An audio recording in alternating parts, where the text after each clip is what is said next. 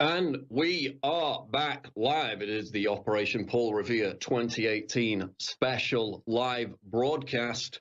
We're talking about the YouTube purge, and now I'm joined by probably one of the most, if not the most prominent political commentator on YouTube right now. He's banned by Twitter. He remains on YouTube for the time being. We'll see how long that lasts. He is Carl Benjamin, better known as Sargon of Akkad. Carl, welcome. Thank you very much for having me. I really appreciate it. Good to have you on. Now, Carl, let's just set the table. Explain to the audience exactly how you were caught up in this YouTube purge yesterday.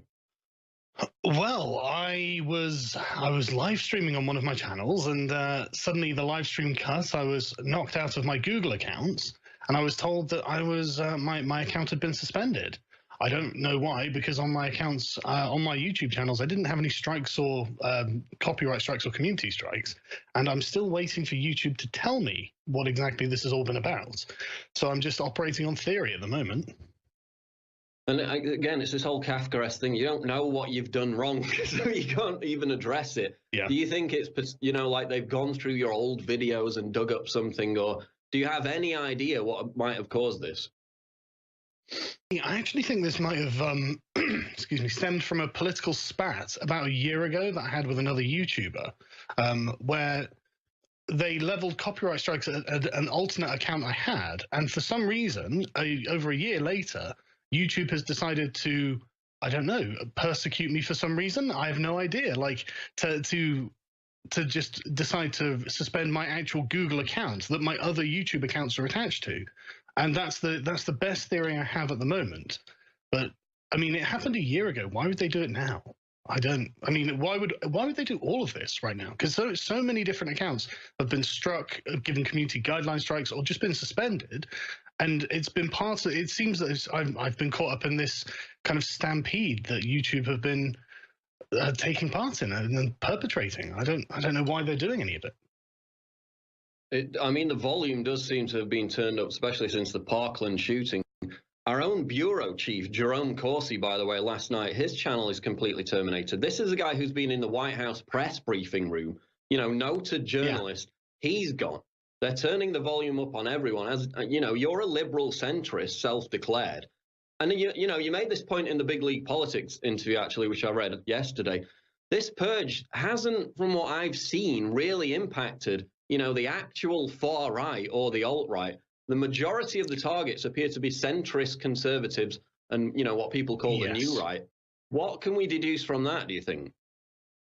Well, that's a very, very good question. The ones there have been so many different accounts that have been struck. It's been difficult to keep up with the sheer volume. And honestly, there's a part of me that thinks that's probably not coincidental, but it's really hard to say, because it's exactly as you say. The far right accounts are being generally left alone, and even then, why go after the centrists? I just can't understand it. And the thing I think we have to bear in mind is the culture at Google, because this is something that I think they know that. Everyone knows Silicon Valley is left-leaning, but I don't think they know just quite how left-leaning they are. If you go and James Damore's lawsuit against Google is actually public at the moment.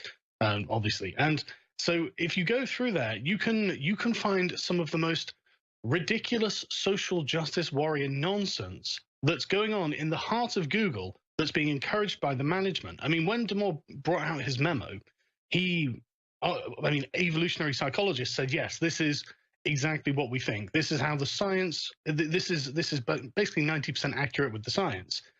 And then you had on the other side of it Susan Wojcicki, who went to Fortune magazine and just openly declared that there were no biological differences between men and women. And it's like, okay, so on one side we have he's trained in biology, Damore, he was an engineer at Google, and he wrote a memo that was backed by science. And on the other side we have the CEO of Google, and she is, for all intents and purposes, a flat earther.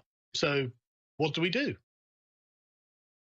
And there's a headline, actually. There's a new lawsuit, headline YouTube hiring for some positions excluded white and Asian males. So they're facing another lawsuit over that. Of course, it came out in the James Damore revelations that he claimed they would literally like heckle and boo people for being white. Yeah. And these are the people that are now policing YouTube content. But in terms of, the alt-right not being targeted as much, in fact, we've seen people who debunk the alt-right, people who try to debunk ethno-nationalism, they get targeted for censorship. They get put behind censorship walls. They get, videos deleted. You were talking about in this interview, the greater threat to the left, it seems, is coming from the center and not the far right. So they don't really care about the far right. They use the far right just like the far right uses the far left, and they kind of play off each other, don't they? They're kind of mutually beneficial at this point.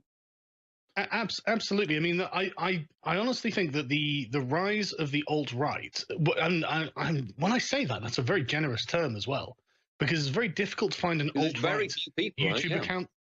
Yeah, it's very, very difficult to find a YouTube account from the alt-right that's got more than 50,000 subscribers, and that sounds like a lot, but on YouTube, it's really not very many. But the rise of the alt-right, I think, is a direct response to the identity politics of the left, and I think that most people are already aware of that. That seems to be common knowledge at this point. But I think that the far left is well aware that the far right are never going to gain the sort of institutional power that the far left has at the moment, and the only genuine threat to that would be the more sort of classically liberal individualist centrists who are going to I mean, I genuinely think that that's a far more appealing person. You don't need to start contextualizing that within, well, look at power and privilege, and look how unfair this policeman acted towards this black guy in another country to you.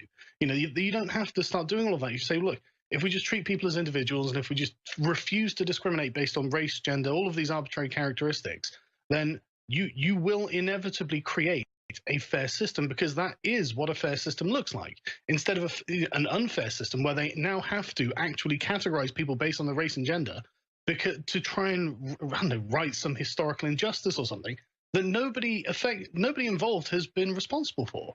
It's ridiculous, and I think that the world is becoming more and more aware of this as each day goes by, because of the phenomenal power that the left has at the moment. I mean, in the United States, wasn't it something like 55% of Trump supporters felt that they were under attack for being white? And I think that's a completely reasonable position to have, given that the way the left talks to them.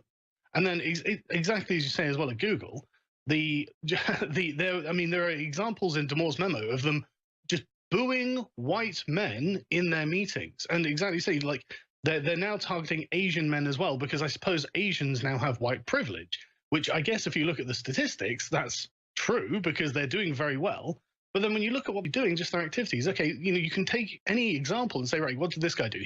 He went through school, he got good qualifications, he went to university, he got good qualifications, then he went and applied for a job at Google, he got it because of his good qualifications, and then he ended up making lots of money as an engineer because he worked hard at his job. That's not privilege, that's earned, that's hard work, that's not some sort of arbitrary gift from the gods, that's something that someone has done.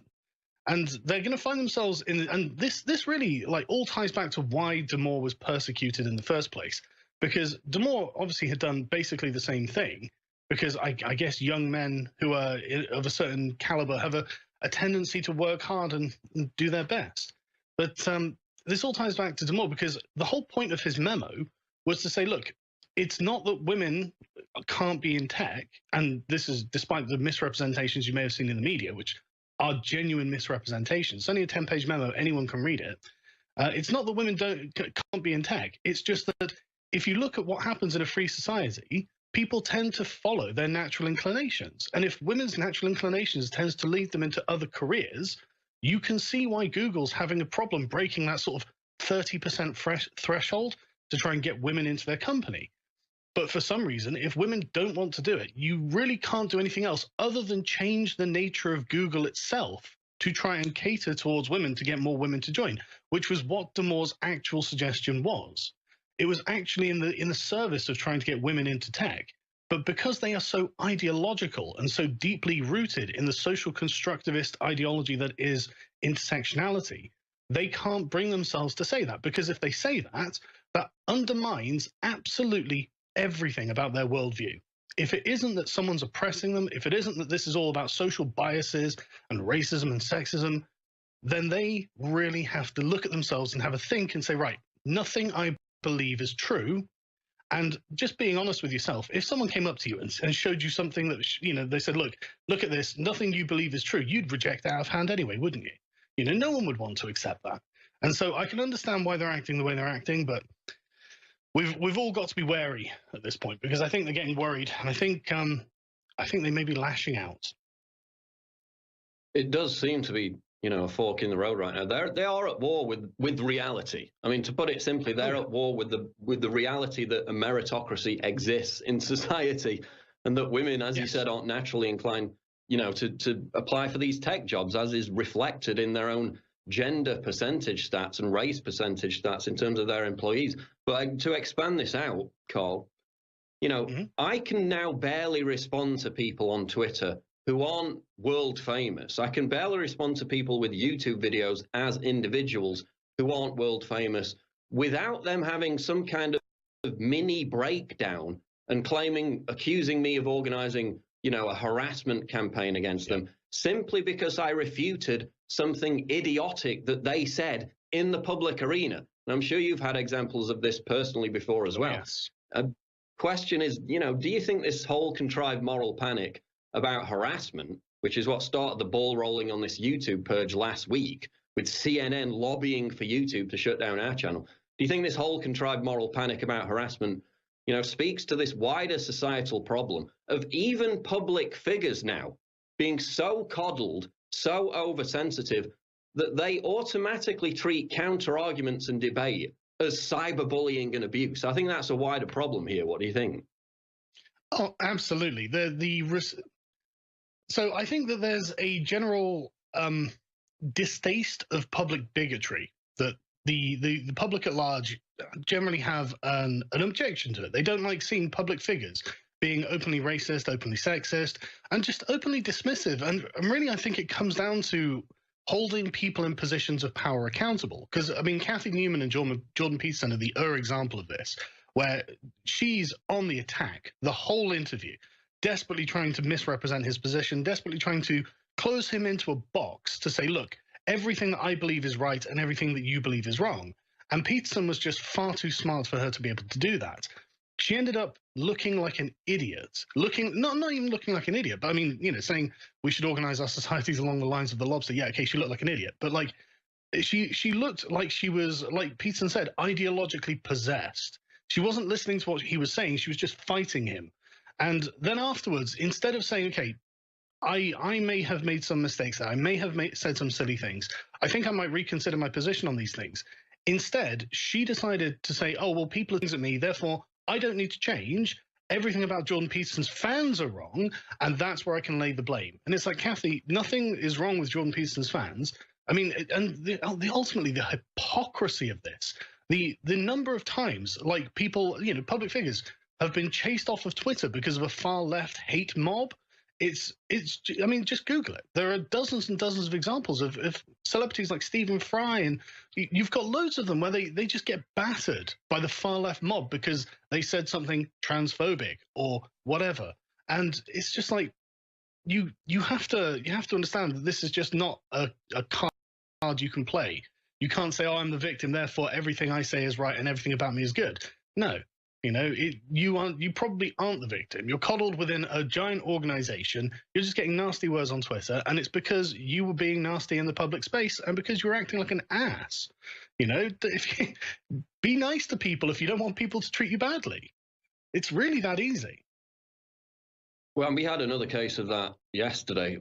I mean, in addition to that, there was the Pamela Geller case where, this is a woman who gets serious, credible death threats from Islamic terrorists on a regular basis. The Daily Beast goes and exposes her daughters, who aren't even political. They're harassed, harangued. They have to delete their YouTube accounts. But that's completely fine. The Daily Beast journalist doing that is not going to get punished. No consequences for them. Jack Dorsey comes out the same day and says, oh, we need to have more civil conversations. Complete double standard. There was a fat pride activist last night who was arguing with a cancer charity. I think it was the UK's biggest cancer charity. She was arguing with a cancer charity after they tweeted that obesity causes cancer. And she going absolutely insane, saying this is fat shaming, this is horrible. People in the comments who called her out on abject stupidity, they were then banned on Twitter for pointing out that obesity does indeed cause cancer. I mean, it's got to that level. I mean, let's expand it out, though. I mean, getting to the solution to all this. You know, I've noticed sometimes we talk about this censorship issue so much. People get jaded about it. We want to talk about our own issues. We want to push our narratives. We constantly have to come back to this censorship thing. A lot of people get bored of it. A lot of people say, oh, why don't you just move to another website? Why don't you just start a new YouTube channel? Carl, I don't understand. I don't think people understand how much effort, hard work, and persistence it takes to build up a YouTube audience. You know, this is a career. Yeah. This is a livelihood. And, you know, in many ways, your entire identity is wrapped up in that channel. So how does it feel? And I know this feeling all too well, to know that you could wake up one morning and find that all that has just been pulled out from underneath you and taken away. What's that feeling like? You must feel that on a regular basis, right? Well, I mean, yeah, I mean, I'm a father, I'm married, I have a family, and I am a full-time YouTuber, and this is why I go out of my way to stay within the community guidelines. This is why my channels don't have any strikes, and I can live stream and whatnot on them.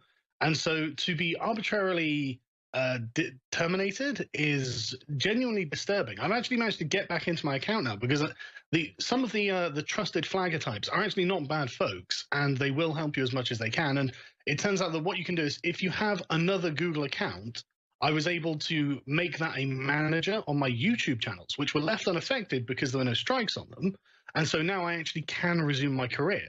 But yeah, it deeply disturbing, deeply disturbing. I mean, I appreciate that YouTube probably can't do this for YouTubers who have like 500 subscribers or something, because that's not a sustainable career. It's a different status, unfortunately. But I mean, when you have people whose lives are invested in creating content for their platform, you would think that YouTube would be slightly more concerned about the creators themselves rather than their competitors' perception of their creators, which is dominating YouTube's thoughts at this point. I mean, this started back in February 2017 when the Wall Street Journal attacked PewDiePie. Now, you can say, well, I mean, it's just an abstract thing, but it's really not. And there has been a distinct pattern of behavior from the Wall Street Journal. And it should come as no surprise that the Wall Street Journal has been suffering massive layoffs recently as well. I'm actually going to produce a video today that will categorize all of this information so people have access to it, because it's amazing. They attacked PewDiePie for his jokes, and they did. I mean, it was like anti-Semitic jokes. That makes Mel Brooks a Nazi. It's literally ridiculous to say that a comedian mocking Nazis is anti-Semitic. But okay. And then we've got on the 24th of March, they were still complaining that on quote unquote objectionable content, there were adverts. And then that led to the adpocalypse. So creators like me and really this PewDiePie as well, because this was unconnected to him, but they were just attacking YouTube as a platform, saying, well, look, you have an advert on a piece of media that we disapprove of, therefore YouTube as a whole is at fault. And that means that hundreds of thousands of independent content creators who had nothing to do with the very tiny slice of offensive content are now being financially punished by YouTube, or by the advertisers, for responding to an attack by the Wall Street Journal. And then on the 11th of November, you have the Wall Street Journal connecting YouTube to pedophilia. It's, oh my God, that's an even smaller slice of what's happening on YouTube. But yet again, the advertisers were called in. YouTube was called in front of the British Parliament on charges of hate speech, and they ended up hiring these 10,000 moderators. And when you look at the culture that Google and YouTube are swimming in, the far left, incredibly regressive culture, what kind of moderators are they hiring? And then we have the YouTube Purge, I think, as a direct result of that, where these 10,000 people decide, well, right-wing gun, all of this, conspiracy theory stuff. Right, okay, well, that's all verboten. And it's like, well, okay, but you've got to understand that YouTube it's a monolith. It's a huge competitor, like it's a hegemon. It controls the market when it comes to alternative media like this.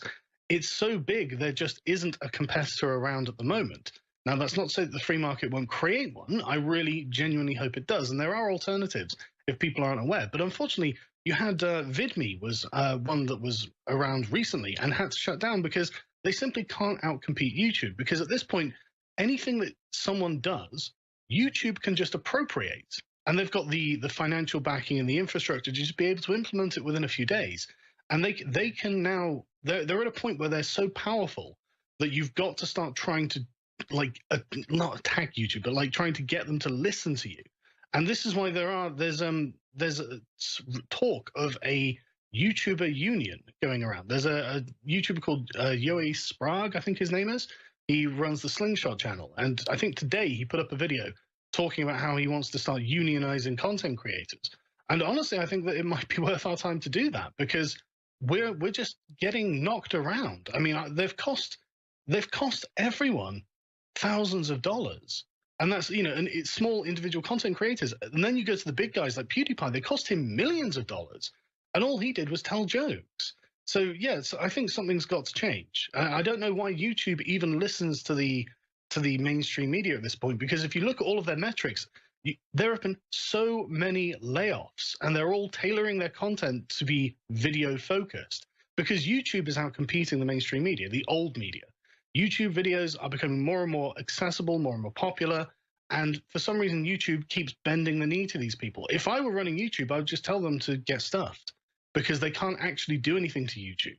Other than that, the only thing they can do is attack their advertisers. And another thing that is interesting about this, the head of YouTube, Google Europe actually turned to the advertisers and said, look, if you are concerned that your adverts are appearing on quote unquote objectionable content, then you need to speak to your marketing departments, because we already have tools in place to stop you advertising on videos that you might find controversial. But if you're not doing it, then what you're telling us is that you actually don't care about that. What you care about is that there's a public scandal. And if there's a public scandal, you can just tell them to go away. No one is associating, Coca-Cola or Adidas with the Holocaust denial or something like that. Nobody's doing it, because everyone knows that on the videos that are being played, the adverts that pop up are served by an algorithm. No one thinks that these major corporations are, oh, right, we're going to target that precious neo-Nazi demographic to sell our product to, because that's our desired consumer. Nobody thinks that. It's all ridiculous. It's all just smoke and mirrors, really. No, I'm surprised that it took them this long. If this is a purge, I mean, they kind of walked it back and said, oh, it was a mistake, but then continued to delete people's channels days after that. If it is the start of a purge, I'm surprised it took this long. It was August 1st last year when YouTube announced that they would hire people from the ADL and the Southern Poverty Law Center to police content. Okay, the ADL is an organization that thinks a cartoon frog is hate speech. I mean, so those are the people policing the content. They think the OK hand sign is a white supremacist form of hate speech. I mean, what could possibly go wrong with those kind of people policing content? The SPLC again. On that one, I just want to correct you on that. Actually, the ADL didn't say that. That was actually left-wing mainstream journalists who had lied about what the ADL had said. The ADL had actually said it wasn't a form of hate speech, the OK symbol, but they said it was anyway, because for some reason, I guess they don't get That's called correct. on their I own. remember that now. Yeah. That's correct. So the SPLC. Specific. Oh yes. The SPLC. Oh, yes. This is quite an interesting organisation. This is a group. These organisations are just a joke. No, they listed Ayaan Hirsi Ali, an ex-Muslim reformist. They listed Majid Nawaz, a Muslim reformist, as anti-Muslim extremists, painting a target on their back for actual Islamic radicals to target them. This is who's policing YouTube. We wonder why this is happening. This is why it's happening. They publicly celebrated, the SPLC, Twitter banning, quote, right-wing accounts back in November 2016. They have nothing but contempt for free speech. So why should we be surprised? I mean, their entire business model is based around fanning the flames of hysteria over hate speech. So, of course, they're going to characterize edgy opinions, or merely in some cases conservative opinions, as hate speech. I mean, we saw this coming a long way off. I mean, I want to ask you the most basic question, though. The left says a private company refuses to bake a gay wedding cake according to their own policies, according to their own morals. They should be publicly shamed, they should be fined, they should be put out of business, which has happened in America. But Google and YouTube can censor and ban anyone it likes, Sargon, because it's just a private company. Now, is there some kind of contradiction here? It's amazing how capitalist they become when it's convenient for them, because usually they're busy railing against capitalism. Normally they're as socialist as you can imagine until, oh, well, actually, it's in our interest to be very capitalist. Oh, Google's a private company. I mean, you can't force them to do that, even though we literally will do this to any company that gets in our way. I mean, look at the H&M coolest monkey in the jungle. I was going to say scandal, but it's really not a scandal. It's a nothing. It's a bunch of far left activists, racial activists, getting their panties in a bunch over something that was completely innocent, and they have no compunction doing this at all, and they completely support it. You see how widely these things are shared on Twitter. They're completely in support of this, and yet they will be as hypocritical as you like as soon as you say, okay, well, if you can say we can create like public lobby groups against corporations, try and get them to do what we want, then why can't we do it? Oh, you can't do that. It's a free market. Oh, shut up.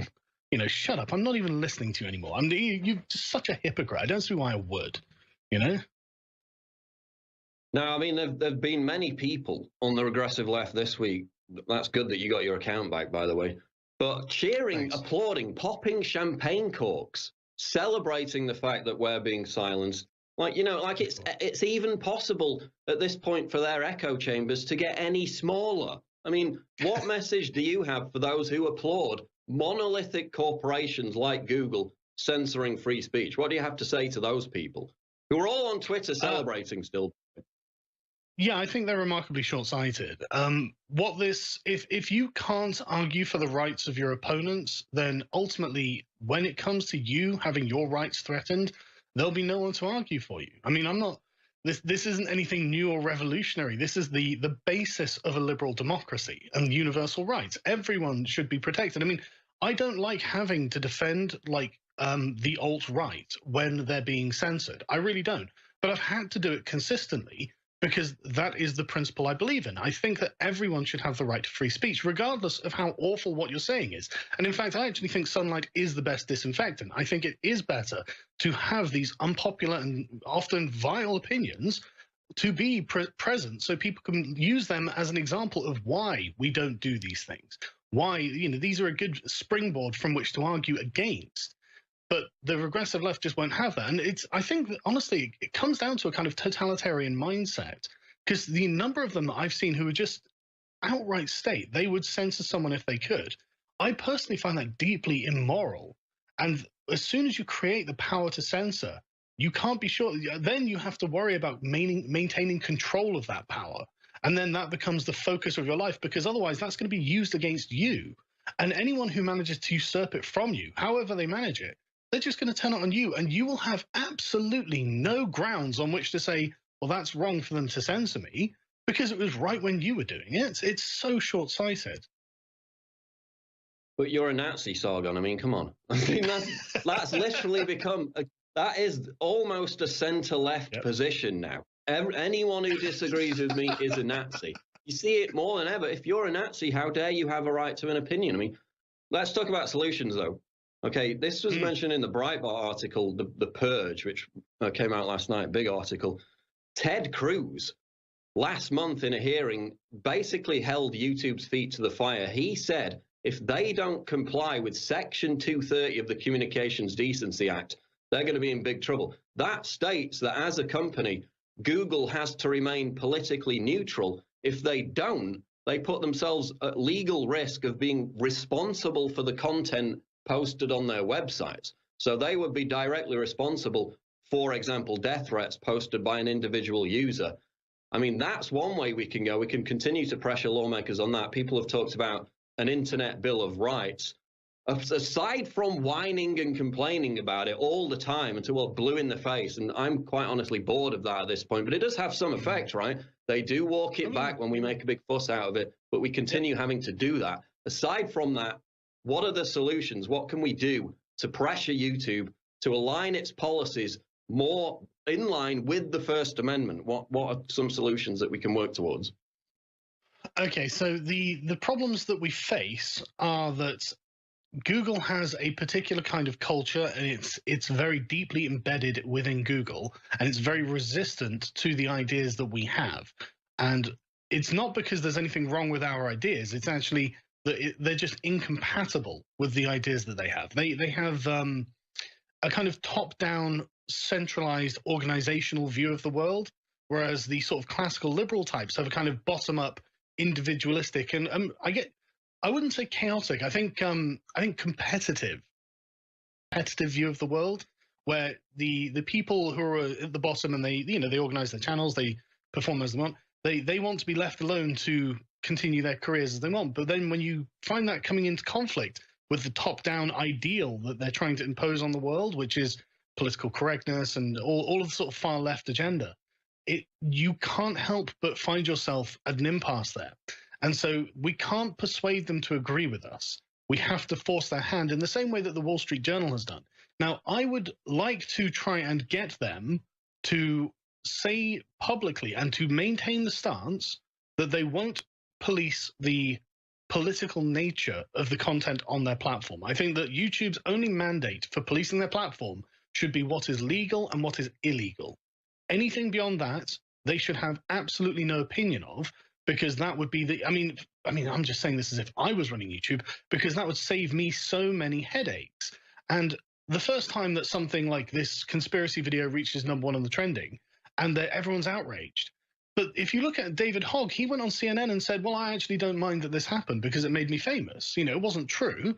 And everyone said, oh, look, it's not true. And so now he's got like 250,000 Twitter followers or something like that. And it didn't hurt him at all.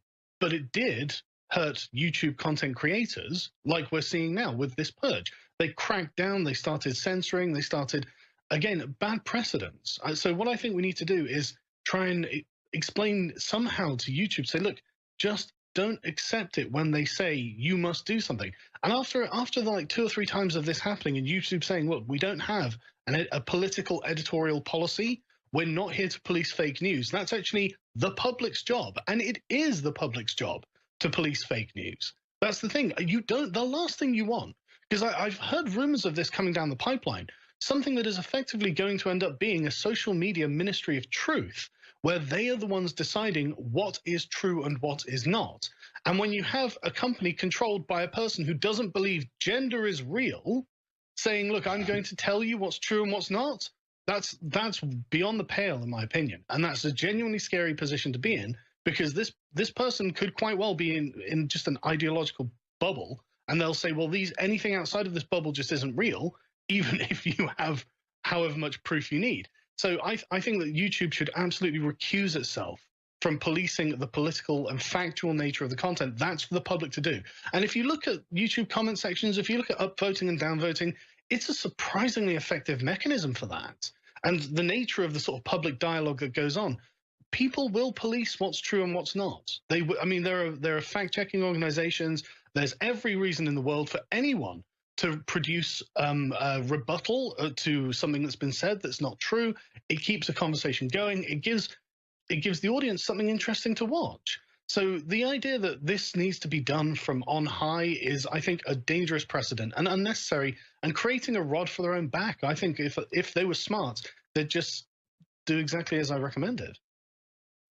And as you mentioned earlier, there are some rational actors within YouTube. Let's hope that those cooler heads prevail, because not everybody within these corporations is, it's not all the inmates running the asylum, at least not at this point, until they hire 10,000 more people under the management of the SPLC or whoever. But there is some hope on that score.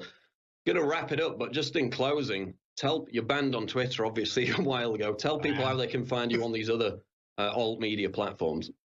Yeah, you can't get me on Twitter because Jack Dorsey is part of the Silicon Valley far leftists, and I wasn't shy in letting him know that he was an idiot. But you can just search on any search engine for Sargon of Akkad, and my YouTube channel has usurped the historical figure. So when I reach the afterlife, if the historical Sargon is there, I'm so sorry. But you can just find my channel that way. All right, and you've got combined over 1 million subscribers now. Thankfully, you have access so you can continue to do your job, do what keeps you alive, what puts food on the table, and we're happy to learn that. Sargon, we'll keep an eye on it, but thanks for joining us. Really appreciate it. Thank you so much for having me. There goes Sargon of Akkad. Check out his YouTube channel. right now. Also, he's on Minds, not on Twitter, obviously purged from Twitter. But he is one of the most prominent, if not the most prominent political commentator on YouTube right now. And he's back. Another victory against the monolith that is Google. Coming up next, we're going to go to Ashton Whitty, who is another victim of YouTube censorship, but she's also a victim of social ostracization, merely for being a conservative. So we're going to switch it up a bit. I don't want to talk about YouTube censorship for 2 hours solid. You're going to get tired of that. But we're going to talk about how she was ostracized by her own family for being a conservative, and that is coming up after the break. We'll take a short break right now. This is Operation Paul Revere 2018. Please support us by getting the products at InfoWarsStore.com. Please donate at InfoWars.com. I'll tell you about the specials on the other side of the break. Then we'll go to Ashton Whitty. But for now, we'll go to break. Join us here in a few minutes.